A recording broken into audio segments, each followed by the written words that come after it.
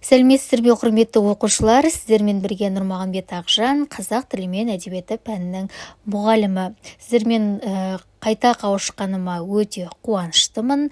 Біз сабағымызды одан әрі жалғастыратын боламыз. Бүгінгі сабағымыз қазақ тілі 9 сыныптың қазақ тілі пәніне арналған. Оның ішінде бірінші бөлім мәңгілік ел мұратым деп аталады бүгінгі сабағымыз. Және де бірінші, екінші сабақтары тәуелсіздік таңы.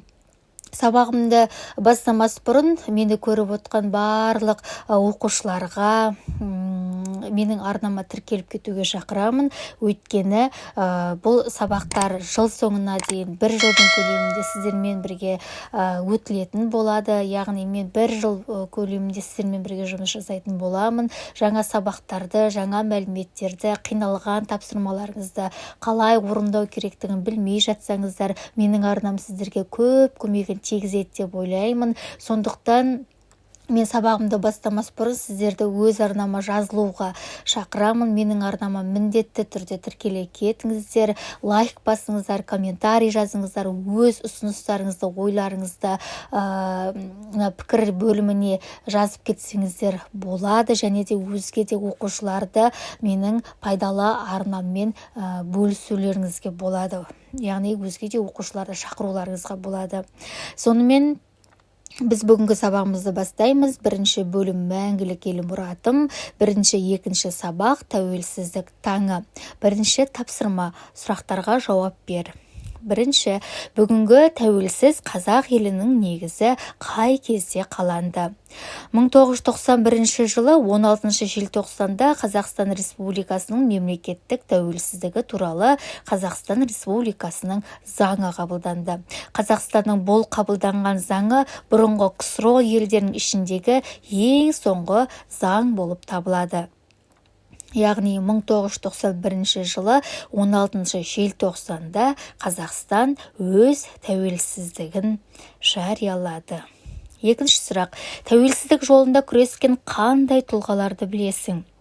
Тәуелсіздік жолында қазақтың талай ұлтжалында азаматтары қыршыннан қиылды. Болашақ ұрпақ біздей күңгірт әлемде емес, күннің көзін көріп өссін, еркін болсын деп армандап кетті. Сондай тұлғалардың қатарына қазақ хандығын құрған Керей мен Жәнібекті, Сырым Датұлын, Исатай Тайманұлын, Махамбет Өтемісұлын, Кенесары Қасымұлын, Әлихан Бөкейхановты, Қайрат Рысқұлбеков, Ләззат Асанова, Ербол Сыпатай сынды батырларымызды, өр рухты тұлғаларымызды жатқызуға болады. Келесі тапсырма бізде 6-шы жаттығу түсінік ойыны. Бұл 6-шы жаттығуда бірнеше тапсырмалар берілген. Соның біріншісі мәтіннен тірек сөздерді тауып, әрқайсына 4-5 ассоциация тірек сөзден жаз деген. Яғни бұл 6-шы жаттығуда берілген тапсырмалардың мәтіні 5-ші тапсырмада көрсетілген бабалар аманаты деп аталады. Енді бірінші жаттығуын қараңыздар. Мәтіннен тірек сөздерді тауып, әрқайсысына 4-5 тірек сөзден жаз деген. Мысалға мен мынандай тірек сөздерді алдым.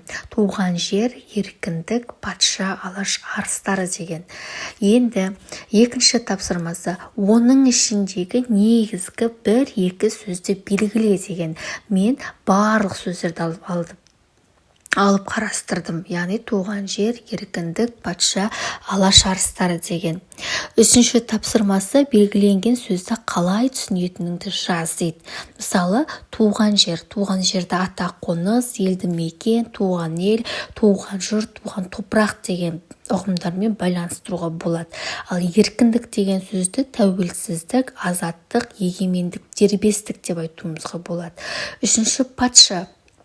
Патша деген сөзді хан, президент, елбасы, билеуші деп түсінуімізге болады. Алаш арыстары. Алаш арыстарын ұлт көсемдері, ұлт зиялылары, ұлы тұлғалар, еркіндік үшін күрескерлер, егемендікті аңсаушылар, қазақ халқының жақтаушылары деп ауыстырып ұғым беруімізге болады. Жетінші тапсырма. Мәтіндегі қарамен берілген сөз тіркестерінің мағынасын түсіндір. Олар көркемдегіш құралдардың қандай түрлеріне жататынын анықта. Мәтінде қарамен берілген сөздер ойып тұрып орын алған. Бұл сөздің мағынасы өзіндік орны бар ерекше деген мағынаны білдіреді. Екінші, көкке мойнын созған. Көкке мойнын созған деген сөзді дамыған, еңсесі биік, өрескел деген сөздермен ұштастыруымызға болады. Үшінші, ат алып айдар тағылған.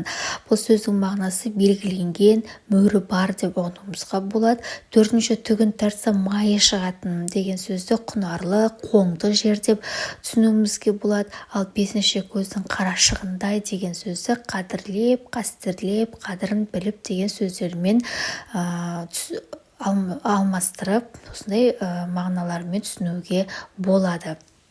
Енді бұл сөздер көркемдегіш құралдардың қандай түрлеріне жататынын анықта дейді. Бұл сөздер кейіптеу және теңеу көркемдегіш құралдарына жатады. Кейіптеулерге ойып тұрып орын алған, көкке мойнын созған, ат алып айдар тағылған, түгін тартса майы шығатын деген сөздерді жатқызуға болады. Ал теңеуге көздің қарашығындай деген сөзді жатқызамыз.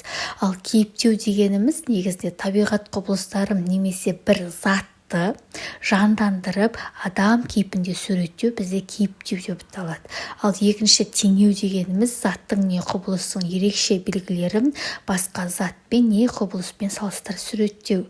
Теңеулер дайдей, тайдей жұрнақтары арқылы жасалады.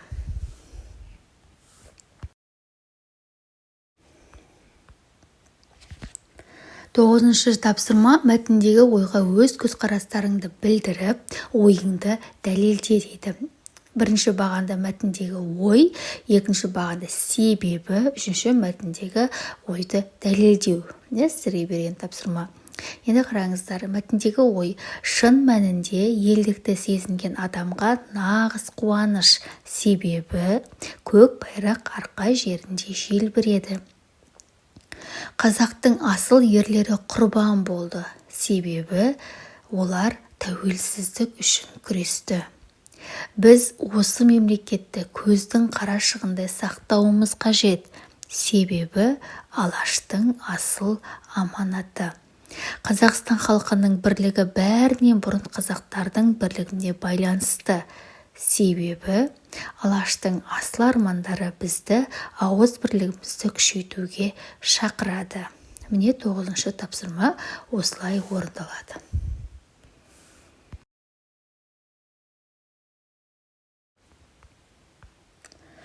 10-шы тапсырма.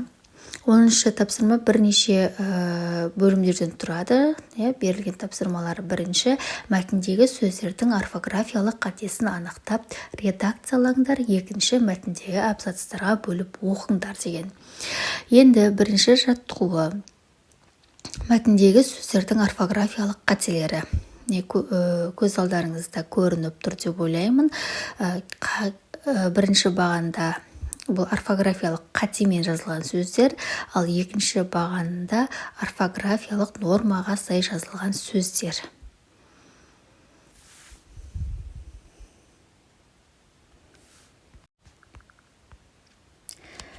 Енді редакциялау бұл 10-шы тапсырманың екінші бөлімі, яғни орфографиялық қатесін тапқаннан кейін бұл мәтінді толығымен редакциялап орфографиялық нормаға сай жазуымыз керек. Міне сіздерге мәтінді мен барлық қателерін түзеп, орфографиялық нормаға сай және тыныс белгілерін қойып алдарыңызға ұсынып отырмын. Бір оқып шықсаңыздар болады.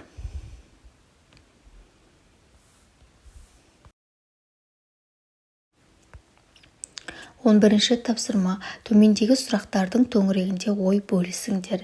Бірінші сұрақ: қазақ хандары мен Қабанбай, Бөгенбай, Наурызбай, Сырымдатұлы, Исатай мен Махамбет сынды батырлардың қазақ халқының ел болып қалыптасуындағы рөлі қандай?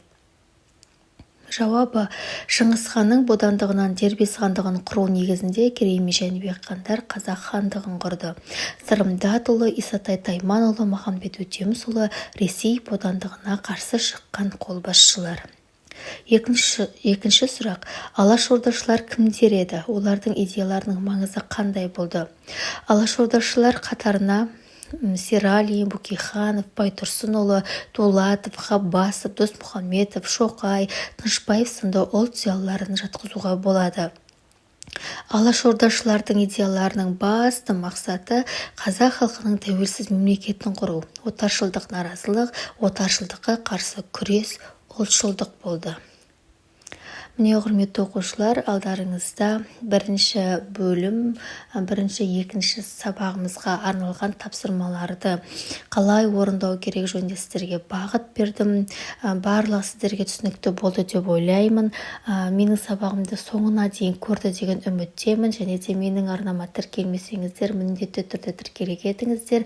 Өзге де оқушылармен бөлісе отырыңыздар демекпін. Ал баршаңызға сәттілік. Бүгінгі сабағымыз аяқталды. Сіздермен қоштаспаймын. Келесі сабақта кездескенше.